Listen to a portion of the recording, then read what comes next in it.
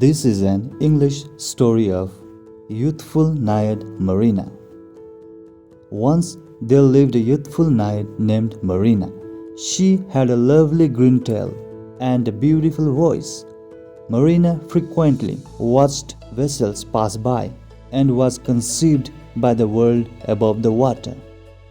One day, she set up a golden crown in the ocean, which belonged to a shipwrecked Napoleon named Alexander.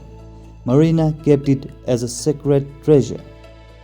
Marina saved Alexander from drowning one night, and they fell in love. But she could not be with him as a Naiad, so she made a deal with an ocean witch to come mortal. In return, she lost her voice.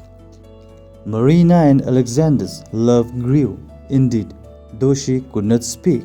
To break the curse, she had to kiss him before daylight, but the ocean witch tricked them, and another girl kissed Alexander. Agonized, Marina returned to the ocean, where her family took her back. She sang beautiful songs to the ocean and set up happiness in her aquatic home. And so the little Naiad's story became a tale of love, immolation, and the magic of the ocean. Moral of the story: love's sacrifice and the magic of resilience. Marina's tale illustrates the complexities of love, sacrifice, and the enchanting solace in the ocean's depths. Thank you very much for watching my videos. Listen carefully and try to speak loud and clear.